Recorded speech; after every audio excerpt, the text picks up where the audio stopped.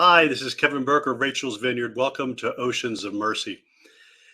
Today's guest wants you to know that if you think men don't care about the issue of abortion and are not directly impacted by it, you are very wrong. Charles Warwich, Chuck, speaks from the experience of suffering a lifetime of pain, guilt, grief, and self-loathing as a result of childhood trauma and two personal abortion experiences. His story led him into a descent into hell, almost literally, and thankfully a miraculous story of healing. After a successful business career, Chuck is now being called by the Lord to full-time ministry in the church, helping men and women receive God's healing and grace after abortion.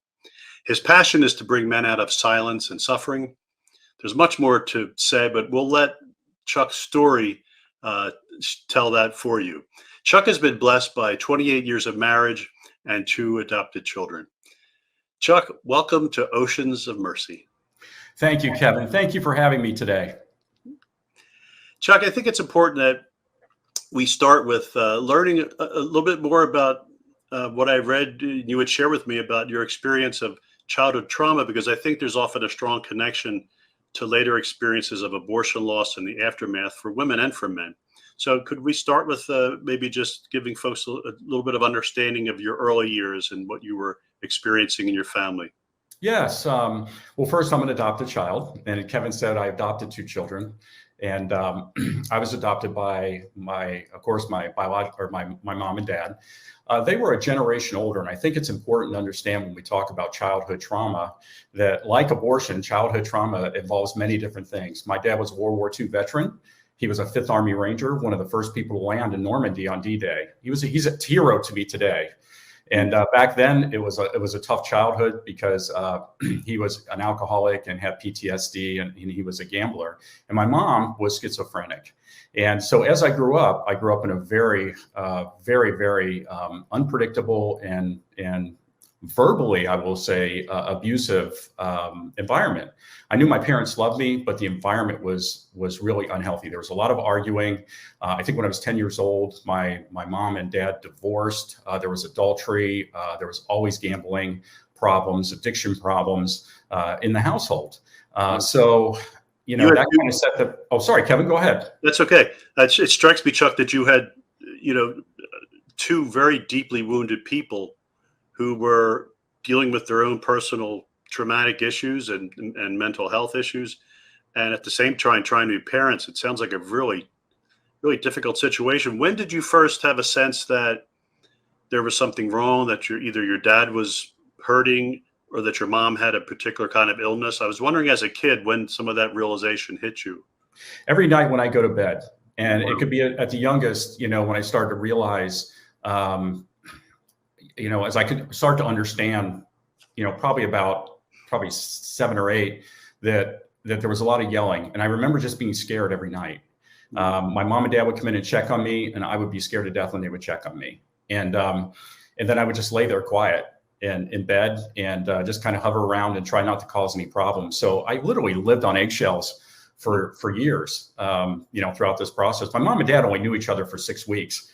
And way back when they got married, before World War II, I don't think my dad really planned to come back. And they only were together for 6 weeks. And he said, hey, I'm not going to come back, enjoy the benefits, and married my mom. And then he did come back, and they were unable to have children. So my dad was 45 and my mom was 42 when they adopted me. All right. So how did that impact you moving into, first, when did they divorce? What age were you? I was about 10, 11 years old. I think 10 years old when they divorced.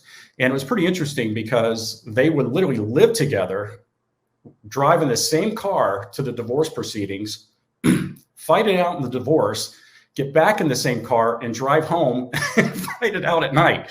I've never heard that before from many stories, but that's what they did. And I think my dad actually probably moved out of the house for a week or two. And I could tell that they were staying together. I mean, I can look back and say they were staying together for me. They really were. They were doing everything they could to be the best parents that they could possibly be. It's really commendable. I hear you speaking with love for them, which is, I'm sure, a fruit of your own healing, which we're going to get to. At the same time, Chuck, it sounds like, you mentioned your father's, God bless him, his PTSD. It sounds like to me, you were in a battle zone yourself. Very, very much so. There was a lot of physical fighting between the two. My parents, right after the divorce, my dad was unable to work, so my mom actually bought a tavern. Yeah, she bought a bar, and once she bought that bar, we moved in right next door. And by the time we moved in probably around, I was 11 and a half, 12 years old. By the time I was 15 years old, I think I probably had seen everything that a child shouldn't see, in the parking lots and other areas of the bar, inappropriate behavior, as well as my dad got immersed further into the alcoholism and gambling. My mother had to take care of the bar. Back then, I think it turned from being a lot of battle zone situation into neglect. Their focus went to the bar. And as I grew up to be a teenager, I was pretty much on my own going to school and kind of raised myself that way. And I really noticed it, though, Kevin, to answer your question, as I got older and would go over to other individuals' homes, and I would see a loving mother and father, or they would invite me over for Thanksgiving or Christmas. We owned a bar, so it was open all the time, and people would come in, and Thanksgiving dinner would be, my mom would cook and serve it to all our customers. Well, that was great, but it was never a time where we would sit down at the table with us together and be a family, the three of us. I was the only child. So when I would go to other people's homes, I'd start to sit down and I'd look at their mom and dad, and they'd be getting along, working together, holding hands, maybe hugging each other. And I really felt odd. I was like, I'd never seen that before.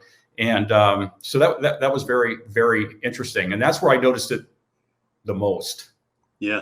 It strikes me that without their own personal healing of some kind in their lives, they weren't able to handle the intensity of a real family and kind of look for that. You kind of recreated that in a sense with the bar and all, but obviously a very dysfunctional way to do that, especially for you as a young man. You're a teenager, and you're going from the experience of PTSD of growing up in such a situation. Did you have it? Were there any experiences of physical abuse in addition to the neglect and emotional abuse? Not that you needed more trauma. No, no, there was no physical abuse for me. Thank goodness. It was more mental abuse throughout the process. So watching, and mostly directed between each other and less at me. But there would be times, I did have a couple situations as a teenager where I knew my mom was unhealthy. I knew she was trying her best to earn a living with this tavern. She was working 18 hours a day, and a little bit, Kevin, they're going to sound like a hero to you from me, because as I've grown older and gone through stuff myself and raised my own family, I look back and go, wow, given what they came into the relationship with and were dealing with, what they did was amazing. And well, thinking about your mom, she must have been an amazing woman, because dealing with schizophrenia, which is really such a profound and often incapacitating, so for her to be able to manage a bar, she must have been a very bright woman. She was extremely bright, extremely smart, worked the books, made it, everything come together behind the scenes. My dad was like the party animal that was out front and, hanging with everybody in the bar. And my mom would be hanging with people in the bar, but she had a work ethic like no other. And I picked that up because as a kid, I had to work before I went to school. I went to school early to help set up for gym materials and everything that were due for classes.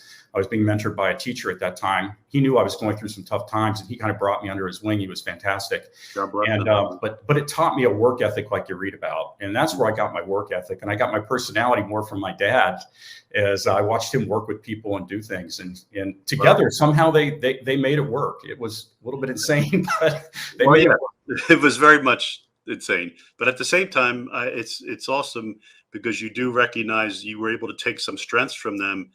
And that work ethic, I'm sure, is the reason I'm talking to you today, that you have that. Where did, as you began to see other families and that there is a different way to do it, and I would imagine that when you had your first romantic relationship of some kind, that must have been very powerful for you, given what the deprivation you experienced emotionally. Yeah, I learned early on from watching the relationships at the tavern and all the inappropriate stuff I saw there. And then as kids, looking at all the magazines and everything you get into and all that stuff, that as I got my first girlfriend, I was 15 years old. She was 14 years old. And I remember we were together for a year and a half. And I remember probably about 6 to 8 months of it was very pure kind of love, if you will, or you're very young, of course, but and then it turned physical. And once the physical started, that's where I started to connect that love is sex and sex is love. And when I connected that together, that became very powerful to me. And it was the way that it would set the foundation for my relationships moving forward. And all throughout high school and even into parts of college. Yeah. So you didn't have that opportunity of, maturing in a relationship, with another person. I mean, you had the powerful hormones are raging at that age. So it is interesting that, and I think this is not uncommon sometimes, is those initial experience. And that's one of the problems with our society's message about sex, because you have those very powerful experiences of sexual intimacy, and you can confuse them with the sacrificial covenant love that, we really are called to provide to those who who entrust their love to us, and the children that might come of that. So you had that initial experience. And when was your first abortion loss that you had experienced? Yeah, the first abortion loss was when I was a junior in high school, and I had a girlfriend, and a different girlfriend at this time. And my way of having relationships was get close quickly, have sex with me first, and then we'll have the relationship later. Because I did believe sex was love, and that's the way that you. And I thrive at intimacy, and that is such a powerful feeling that as a child you just can't control it. But and then you get that supported, like you said, Kevin, by all the media and everything, especially at that time that was coming out. I really thought that this was the way that it was supposed to be. This was this was being a man, and of course I know today that wasn't. So my first abortion experience was with her, and I'll never forget this. We were having inappropriate relationship, and she came. We were in the car together, and I'm an adopted child, and she was an adopted child, and we both were adopted, and we thought that was cool. We're dating each other, and we had something in common. And I remember she told me she was pregnant, and I was 16. She was probably 15 at the time, and I just remember looking at her, and she asked me, "What do you want to do? What should we do?" And I said, well, and I remember saying this clearly. I said, I'd love to have this baby, but I have no resources. I mean, we're in high school. I don't know what to do. And then she said she had a friend that she had spoken to that she could go ahead and have the abortion. And it would cost I don't know if it was $75 to $100 back in the day. And that if I gave her the money, she would go ahead and spend the night over at her friend's house, and that her friend would drive her to and from. And that's how it all went down. So I had about a week to collect the money before she was going to go that following weekend over to her friend's house. And I remember during that week, I had a lot of second thoughts. I really didn't want to do this. But I just didn't know where to turn. I knew if I went to my parents, this would be totally dysfunctional. And I thought, oh boy, her mom and dad will kill her. And then I will tell you that just being in high school and, that whole process of your friends and everything else, it was kind of that social pressure. One thing I do say about abortion, and I've learned this as we'll talk throughout our time together, is that it's never just abortion. It's always mixed in with a lot of other factors. And, as I do my coaching and mentoring and participating in Rachel's Vineyard, leading those programs, I hear so many stories that are heartbreaking to me, of people. And I feel so much for them, because I remember when she told me that, how I felt. And I actually felt, Kevin, for a little while, when she called me and she said she had it done, I felt a little sense of relief for a very short period of time. I don't think that's uncommon, particularly for a teenager or a young adult who is in that crisis mode and just wants this problem to go away. I think it's not uncommon to have. Actually, it's kind of confusing, because I hear from other men. I'm interested in what you say, Chuck. But for a lot of men, there is that sense of relief. There's even a sense of a job well done, like I resolved that crisis. There's a distorted sense of I was the man. I kind of manned up. I helped pay for it. We did the right thing. I have no regrets. And you can feel like that for a really long time, maybe even go to your grave thinking that, unfortunately, tragically. But I'm wondering if you had kind of, and I was also thinking, Chuck, that did you ever have a sense that given you were both adopted, that, the abortion and this pregnancy situation, did that ever cross your mind as well as you were processing it? Absolutely, Kevin. Yeah. That's a great question, because I wanted nothing more than to have this child. I knew deep down that I wanted to, but for all those, for all the reasons I mentioned before, there's just, I didn't have a way to get to that point. Yeah. And I'll add an and to what you were saying before, is that I do believe that in today's world, there are more resources that are available with pregnancy centers. Back then, where your girlfriend goes to get her pregnancy test was Planned Parenthood or to a doctor. You couldn't get it over the counter. So she had to work with a friend to go get it. Excuse me. So she was already abortion minded, so to speak, when she sat down with me. Now, she respected me enough in this case to say, hey, what do you think? And, in the process, but that path in her mind was already laid out as well. Yeah. In many cases, men can't stop that from happening. In my case, I could have, and I didn't. I paid for it. And being an adoption really hurt. What I thought was solving a problem, I would say in my time period, lasted that long, because what followed it was pretty tragic. Okay, before we get to that, I just want to comment on what you said about pregnancy resource centers, how important they are. Particularly, you think of a couple like you guys back then, and your situation, your family, you needed somebody. I mean, when you're in a crisis, it's tunnel vision. You just want to stop the pain, stop the anxiety, lower the stress, resolve the situation. That's all you can see. You need somebody to pull you back and say, whoa, let's take a step back and let's look at some other possibilities. What are your concerns? What are your biggest fears? And obviously let the young people talk about that. People who do this and counsel are really have expertise in that area. And they're able to help a couple step back and see that abortion, as well as childbirth, is absolutely a life-changing experience. Both are life-changing experience, but this is where one will lead to, here's where the other, then they really have choice, if you want to say that. So then you were about to share with us when the after effects of participating in the death of your child, you began to experience some negative feelings or experiences around it. Could you share with us a little about that, Chuck? Sure. And I think you summarized it perfect, Kevin. The death of my child. That's how I felt. No matter how much I tried to shrug it off, the problem and solution was done. I did not expect afterwards to feel like this was going to be the death of my child. And I had a situation where her mother actually found out. And she had gone to her friends. She brought home the paperwork, left it in a drawer. Her mom found it and read it. So I had literally called her wanting to go out that following weekend. I wanted to talk about it. I did, I was feeling a ton of anxiety and I was crying. I kind of hit a wall. I felt like I had I murdered somebody. And I mean, no offense to listeners. Please excuse me for interrupting, Chuck, but I just want to be clear. You were aware at that age that you would have participated in the child's death. Like, it sounds like you were really. I was very aware. I'm an adopted child. I think a lot of young people for a while are protected by a sense of denial about that. You were not. Yeah, I was not. I was adopted. My girlfriend and I had talked about the adoption option.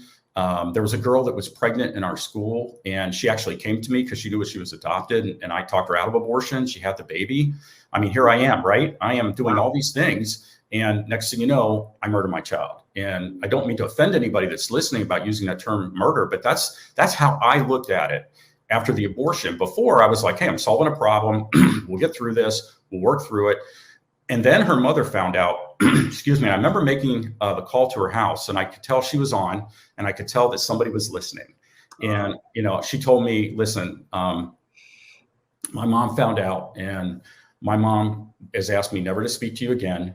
And if you do speak to me again, she's going to tell my father, and my father will absolutely destroy you, kind of thing, that kind of talk. And, I was already traumatized. I was already crying. I mean, you remember being in high school, how sometimes tough it is to lose a girlfriend? Oh, yeah. I mean, can you imagine losing a child and then wanting to get with your girlfriend to talk about it, and then all of a sudden being cut off instantly?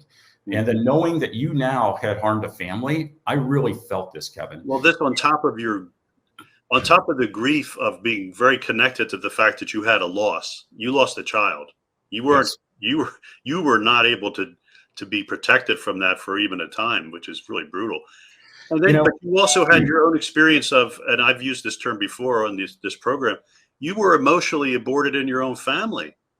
God bless your parents through through their own pain and trauma, but your rejection and your own experience, what a complicated experience emotionally for you to have all that going on.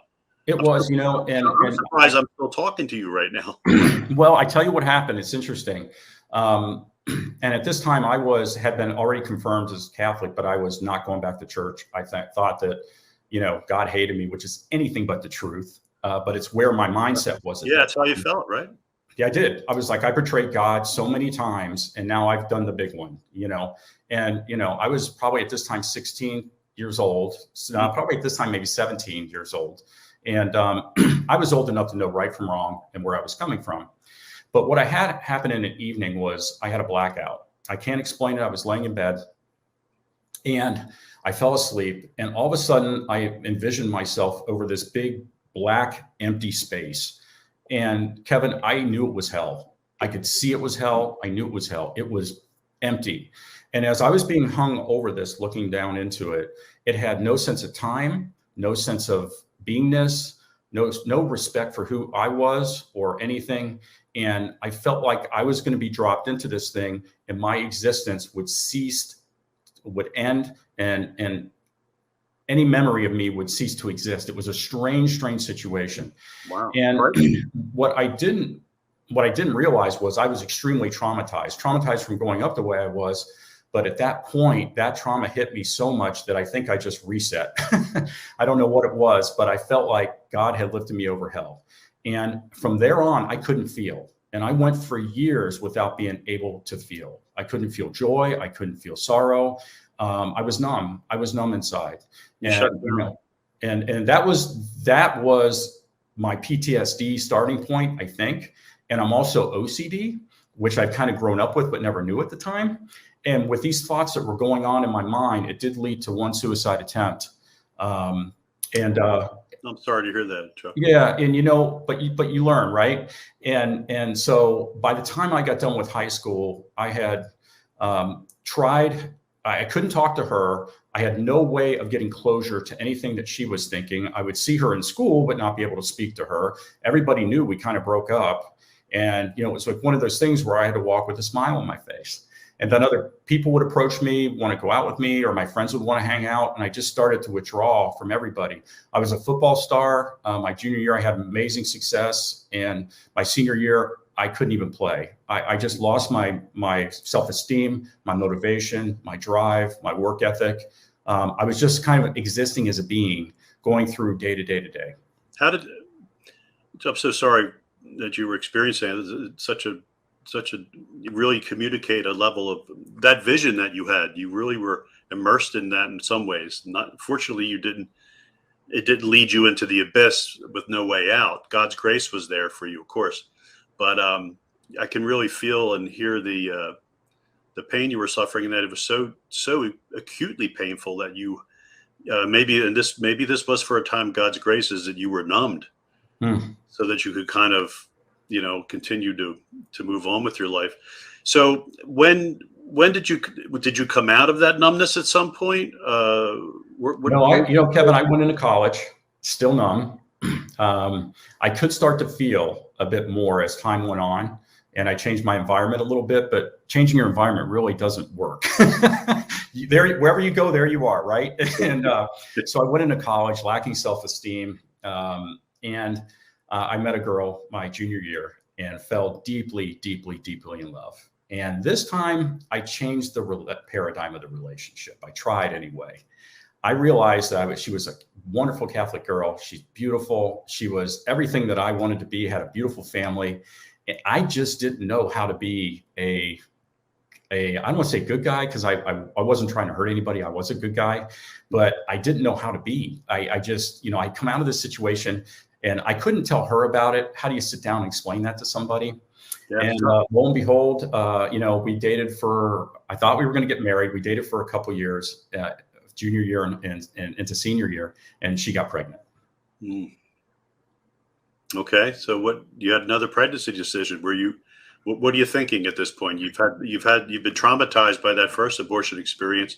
I'll say to our viewers, if you're kind of new to the whole issue of abortion healing and how abortion impacts people, you might be surprised to know that at least half of all abortion procedures are repeat procedures.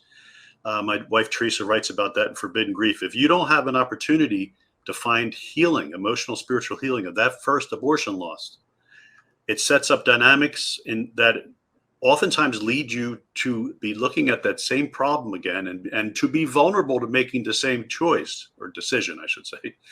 So Chuck, tell us what happened with that pregnancy situation. Well, in this situation, we were in her apartment, and she had roommates, and the roommates left, and she sat down with me and she told me she was pregnant. And I'll never forget this because my heart leaped. I could feel a sense of joy. And then she stopped and she looked at me, and I just looked at her and I said, "That is amazing news." And I said, "I just want you to know that I love you. I'm here for you." We were already kind of acting like we were going to get married. We were meeting families, talking to each other. And I said, "I will support you 110%. I want you to know that I'll be the best husband, the best father. And you know what? I'll make your dreams come true. I'll drop out of school now if I have to." This was in as we were going into our senior year. I said, I'll drop out of school now if we have to, and I'll go work. I'll make sure that I provide for this child. I'll do everything I can." Wow. Because I had come from the first abortion experience, and I did not want to go through that experience again. And I really also thought that she was committed to me in a way that she would also be happy at this point. But the conversation quickly shifted to her telling me in no uncertain terms that she's not having this baby. Mm-hmm. And it took her about probably not even 20 seconds to say, "I'm not having this child. You're responsible, and you're going to pay for the abortion. If you don't pay for the abortion, I'm going to go ahead and get my roommates to pay for it. And after they're done dealing with you, that's it." And I was shocked at that point because I first of all could not believe that this person who was so wonderful, very Catholic Christian, would do this. Looking back, what I didn't realize again was she had already gone to Planned Parenthood for the diagnosis or the whatever for the birth test. She was already in an abortion mindset. She gave me the talk track through. I tried to negotiate there on the spot and say, "Well, think about this. I'm adopted. We can adopt this child out. We can save the child." And I probably spent a good 30 to 40 minutes with her. No, what you shared was beautiful and powerful. And a lot of women would love to hear that response from a man. A lot of women wouldn't have abortions if they heard that response. But you bring up a really important point. And this is such an encouragement to our pro-life listeners, those on the front line, those working in pregnancy resource centers. God bless you, because when she went to Planned Parenthood, what are they doing? They're going to sell. They're going to sell their product. What is their most profitable product? Abortion. So they sell it, and we know this from other abortion stories. So it just impresses upon us, and we're going to. I'm actually going to close up this particular episode because we're going to need another episode of Oceans of Mercy to continue to unpack this powerful story from Chuck. But Chuck, can you hang in there? We're going to do another episode. So I'm going to tell our listeners and viewers, part 2 of Chuck's story will be following next Tuesday, and you're going to be able to hear how he dealt with the second traumatic abortion and how God touched his life and how God led him to healing. So we've heard a lot of pain. I want to just assure you in the next episode, we're going to be seeing a lot of God's grace and mercy and healing. And also you're hearing a lot about him, Jesus. Amen. Praise him. And we're going to also hear a lot about this very special vocation that he has now, an expertise really in reaching out to other men. So thanks so much for being with us. If you or anyone you know has experienced abortion loss, you can go to abortionforgiveness.com. You're going to see that scrolled across the bottom. And you could put your zip code in and you'll see Rachel's Vineyard retreats, but you'll also see other healing retreats and ministries in your area. God bless you, friends.